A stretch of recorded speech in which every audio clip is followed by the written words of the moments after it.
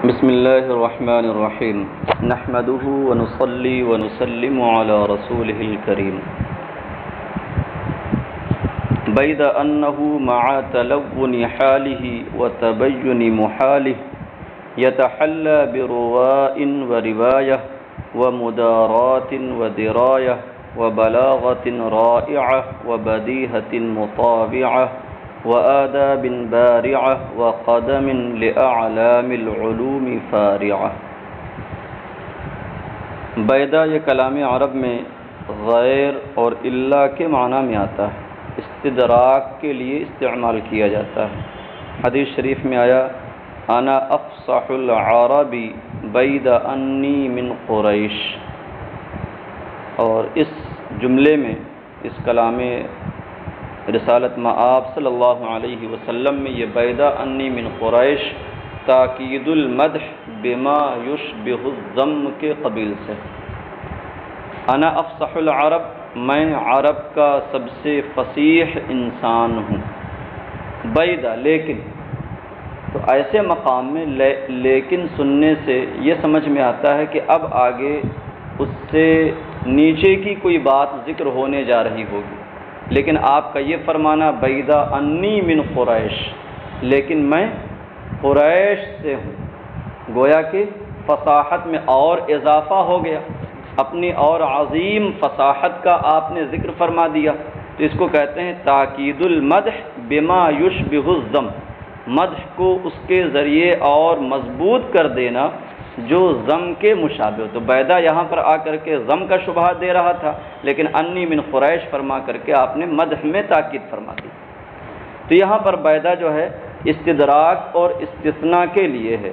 پیچھے آپ نے پڑھا کہ حارث بن حمام نے بیان کیا کہ جب میں حلوان پہنچا اور وہاں ابو زید سروجی کو پایا، جس کا حال یہ تھا کہ وہ نسب بیان کرنے میں الٹ پلٹ سے کام لے رہا تھا، کبھی وہ اپنے کو ساسانی بتاتا اور کبھی غسانی بادشاہوں سے اپنا تعلق جوڑتا، یوں ہی وہ روزی کمانے کے طریقوں میں بھی بے راہ چل رہا تھا، کبھی اپنے آپ کو شاعروں کے لباس میں ظاہر کرتا اور کبھی بڑے لوگوں کی بڑائی کا لباس پہن لیتا، تو اس کے اندر گویا کہ اس کی ایک طرح سے مذمت ہو رہی تھی۔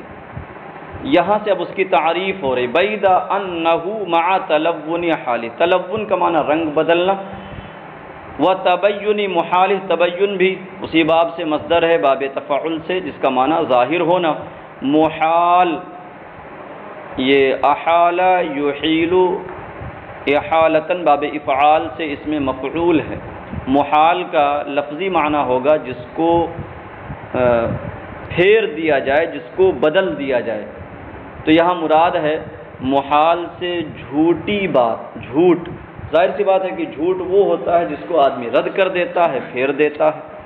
یتحلی برواء و روایہ، یہ یتحلی جو فعل مضارع انہو میں ہو ضمیر یعنی انا کی خبر، تحلی کا معنی ہوتا ہے آراستہ ہونا، متصف ہونا، رواء کا معنی ہوتا ہے خوش نمائی، اچھا نظر آنا، روایت کا معنی جانتے ہیں نقل کرنا، بیان کرنا، مدارات کا معنی ہوتا ہے ملاطفت، نرمی، نرم انداز میں پیش آنا، حسن اخلاق سے پیش آنا، درایت مصدر ہے درایدری کا جس کا معنی جاننا، آگاہی، وبلاغت رائعہ، بلاغت کا معنی جانتے ہیں رائعہ، راعہ یروع سے اس میں فاعل ہے جس کا معنی تعجب میں ڈالنا، رائعہ کا معنی ہوگا تعجب خیز، وبدیہۃ مطابعہ، بدیہہ معنی بدیہہ اور بداہت دونوں ایک ہی معنی میں مصدر ہیں، برجستہ گوئی، مطابعہ مطاوعت سے اس میں فاعل ہے جس کا معنی منقاد یعنی فرما بردار،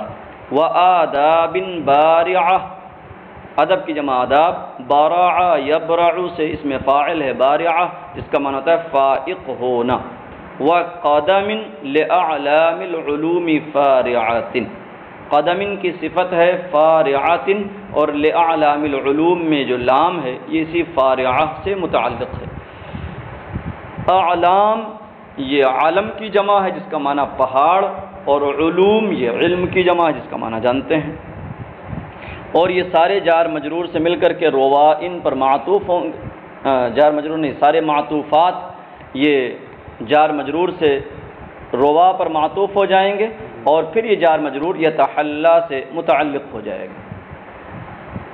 ہاں کہتے ہیں بعید انہ مع تلون حالہ و تبین محالہ، لیکن یہ کہ وہ اپنی حالت کے بدلنے کے باوجود، اپنی حالت کے بدلنے اور اپنی حالت کے بجائے اس کی حالت، مگر یہ کہ وہ اس کی حالت کے بدلنے اور اس کے جھوٹ کے ظاہر ہونے کے باوجود متصف تھا خوشنمائی اور اشعار وغیرہ کی روایت سے، مدارات و درایہ، اور ملاطفت اور نرم خوئی اور آگاہی اور تعجب خیز بلاغت اور فرما بردار برجستہ گوئی اور با کمال آداب اور علوم کے پہاڑوں پر چڑھنے والے قدم سے، یعنی ان صفات سے وہ متصف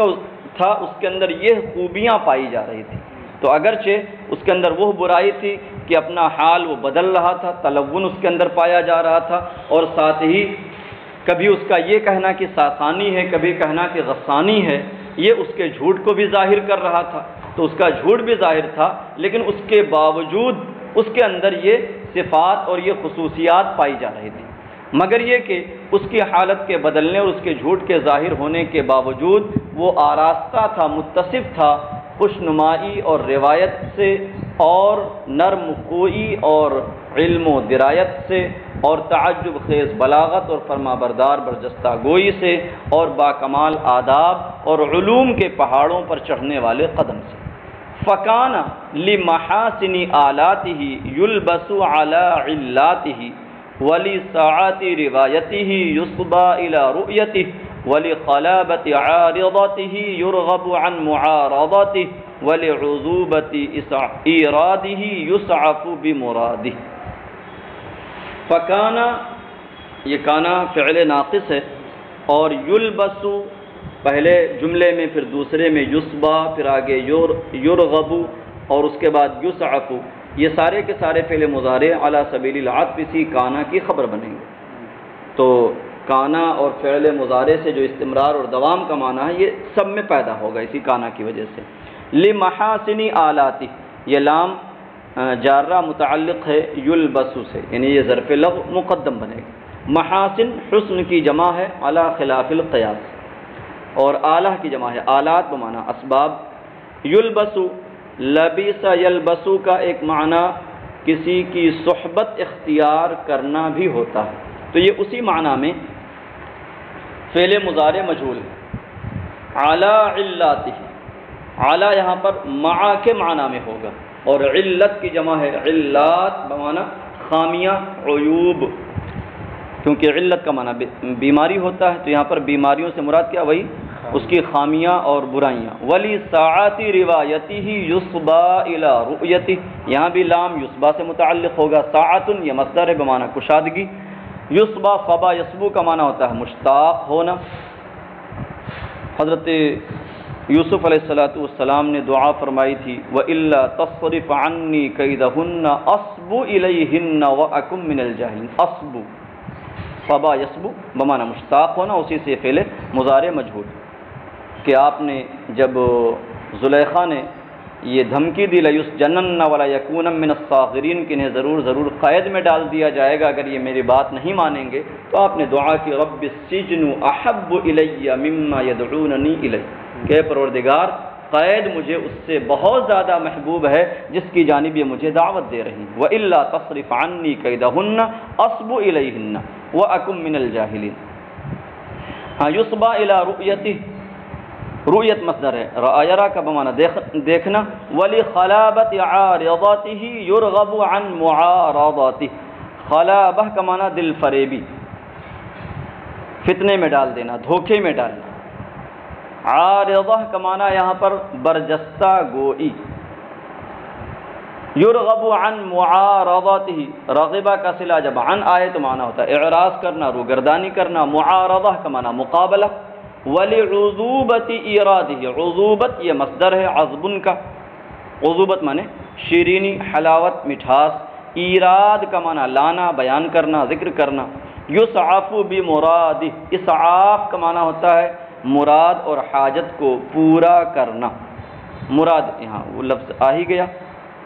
فَكَانَ لِمَحَاسِنِ آلَاتِهِ يُلْبَسُ عَلَى عِلَّاتِهِ، تو اس کے اچھے اسباب کی وجہ سے، اس کی خامیوں کے باوجود اس کی صحبت اختیار کی جاتی، یعنی اس کے اندر جو یہ اچھی اچھی صفات پائی جا رہی تھیں، تو اگرچہ اس کے اندر کچھ خامیاں تھیں، کچھ عیوب تھے، مگر ان عیوب کے باوجود اس کے عمدہ اسباب کی وجہ سے اس کی صحبت اختیار کی جاتی۔ فَكَانَ لِمَحَاسِنِ آلَاتِهِ يُلْبَسُ عَلَى عِلَّاتِهِ، تو اس کے اچھے اور عمدہ اسباب کی وجہ سے اس کی خامیوں کے باوجود اس کی صحبت اختیار کی جاتی، اور اس کی روایت کی کشادگی کی وجہ سے اس کے دیدار کی رغبت کی جاتی، اس کے دیدار کا شوق کیا جاتا۔ وَلِقَلَابَةِ عَارِضَاتِهِ يُرْغَبُ عَنْ مُعَارَضَاتِهِ، اور اس کی دل فریب بدیہہ گوئی کی وجہ سے یا برجستہ گوئی کی وجہ سے اس کے مقابلے سے اعراض کیا جاتا، کیونکہ اتنا حاضر جواب تھا، دل فریب حاضر جوابی اس کے اندر پائی جاتی تھی، اس وجہ سے کوئی اس کا مقابلہ نہ کر پاتا، اور اس کی دل فریب برجستہ گوئی کی وجہ سے اس کے مقابلے سے اعراض کیا جاتا۔ عارضہ کا ترجمہ حاضر جوابی بھی کر سکتے ہیں، اور اس کی دل فریب حاضر جوابی کے باعث اس کے مقابلے سے اعراض کیا جاتا، اور اس کے ایراد کلام کی شیرینی کی وجہ سے اس کی مراد پوری کی جاتی۔ فَتَعَلَّقْتُ بِأَهْدَابِهِ لِخَصَائِصِ آدَابِهِ وَنَافَسْتُ فِي مُصَافَاتِهِ لِنَفَائِسِ صِفَاتِهِ۔ تعلق کا معنی کسی سے متعلق ہونا، کسی کا دامن پکڑنا۔ اہداب یہ غدبن کی جمع ہے، جس کا معنی ہوتا ہے دامن کا کنارہ۔ لِخَصَائِصِ آدَابِهِ، خصائص خصیصہ کی جمع ہے بمعنی خصوصیات، ادب کی جمع ہے آداب۔ وَنَافَسْتُ فِي مُصَافَاتِهِ، نافس ینافس کا معنی ہوتا ہے مقابلہ کرنا، جلدی کرنا، سبقت کرنا، اسی سے فَلْيَتَنَافَسِ الْمُتَنَافِسُونَ۔ فی مصافاتہ، مصافات یہ مصدر ہے، خالص دوستی کے معنی میں آتا ہے۔ لنفائس صفاتی، نفیسہ کی جمع ہے نفائس، اور صفت کی جمع ہے صفات۔ نفائس کی جو اضافت صفات کی طرف ہو رہی ہے، یہ اضافت الصفت الی الموصوف کے قبیل سے ہے، لصفاتہ النفیسہ۔ فتعلقت باہدابہ لخصائص آدابہ، تو اس کی ادبی خصوصیات کی وجہ سے میں اس کے دامن سے متعلق ہو گیا۔ وَنَافَسْتُ فِي مُصَافَاتِهِ لِنَفَائِسِ صِفَاتِهِ، اور اس کی عمدہ صفات کی وجہ سے میں نے اس کی دوستی میں سبقت کی۔ فَكُنْتُ بِهِ أَجْلُو هُمُومِي وَأَجْتَلِي زَمَانِيَ طَلْقَ الْوَجْهِ مُلْتَمِعَ الضِّيَاءِ أَرَى قُرْبَهُ قُرْبًا وَمَغْنَاهُ غُنْيَةً وَرُؤْيَتَهُ رِيًّا وَمَحْيَاهُ لِي حَيَاةً۔ فَكُنْتُ بِهِ أَجْلُو، کنتو اور اجلو مل کر کے وہی ماضی استمراری بن جا رہے ہیں، استمرار کا معنی پیدا ہوگا، اجلو یہ کنتو کی خبر بن جائے گا۔ اب بھی میں با سببیہ ہے، یا با استعانت کے لیے بھی ہو سکتا ہے، مدد کے معنی میں۔ اجلو جلا یجلو سے ہے، جلا الہم کا معنی ہوتا ہے ہم کو، غم کو دور کرنا، ختم کرنا۔ ہموم ہم کی جمع ہے بمعنی غم۔ وَأَجْتَلِي روشن دیکھنا، روشن پانا۔ زمانی اس کا مفعول اول ہے، اور طلق الوجہ ملتمع الضیاء یہ مفعول ثانی ہے۔ طلق الوجہ، طلیق الوجہ میں دوسری لغت ہے کہہ لیجئے۔ طلق اور طلیق دونوں صفت کے صیغے ہیں، صفت مشبہہ، حسمک خوش رو کے معنی میں۔ ملتمع الضیاء بھی اسی معنی میں، ملتمع معنی چمکدار، ضیاء معنی جس کی چمک واضح ہو، ضیاء کا معنی روشنی، ملتمع الضیاء معنی جس کی روشنی واضح ہو۔ ارا قربہ قربا ومغناہ غنیۃ، ارا یہ بھی افعال قلوب سے ہے، رؤیت قلبیہ سے ہے، فعل مضارع صیغہ واحد متکلم، قربہ مفعول اول اور قربہ مفعول ثانی۔ قرب مصدر ہے قریب ہونا، اور قربہ یہ قرابت اور رشتہ داری کے معنی میں جو ذوی القربہ میں آتا ہے، یا کہہ لیجیے قل لا اسألکم علیہ اجرا الا المودۃ فی القربہ میں جو قربہ آیا ہے۔ ومغناہ غنیۃ، مغنا یہاں پر مصدر میمی ہے، غنیہ یغنا سے، غنیہ بالمکان کا معنی ہوتا ہے قیام کرنا، کسی جگہ ٹھہرنا، تو مغنا یہ مصدر میمی اس کے قیام، یا مغنا کو اس میں ظرف بھی بنا سکتے ہیں۔ غنیۃ معنی مالداری۔ وَرُؤْيَتَهُ رِيًّا وَمَحْيَاهُ لِي حَيَا، رؤیت کا معنی معلوم ہے دیکھنا، دیدار۔ رِيَّ راویہ یا روا کا مصدر ہے جس کا معنی ہوتا ہے سیرابی۔ وَمَحْيَاهُ لِي حَيَا، محیا حیات کے معنی میں مصدر میمی ہے زندگی، حیا کا معنی ہوتا ہے بارش، یہ حیا نہیں ہے جس کا معنی شرم، بلکہ یہ حیا ہے بالقصر بغیر حمزہ کے، جس کا معنی ہوتا ہے بارش۔ فَكُنْتُ بِهِ أَجْلُو هُمُومِي وَأَجْتَلِي زَمَانِيَ طَلْقَ الْوَجْهِ مُلْتَمِعَ الضِّيَا، تو میں اس کی وجہ سے اپنے غم دور کرتا اور اپنے زمانے کو خوشرو اور روشن و تابناک پاتا۔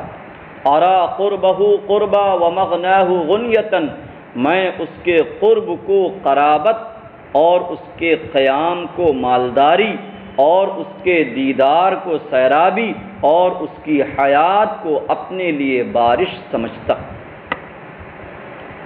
ہاں یہاں آپ بلاغت کی خوبیاں بھی دیکھ سکتے ہیں، قربہ قربا، مغناہ غنیتاً، رؤیتہ ریجن، اور محیا اور حیا، ان سب میں کس طریقے سے جناس تام کا لحاظ کیا ہے، جناس غیر تام کو کس طریقے سے شعر کے اندر اکٹھا کیا ہے۔ تو یہاں تک ملائیں، باقی انشاءاللہ اگلے اسباق میں۔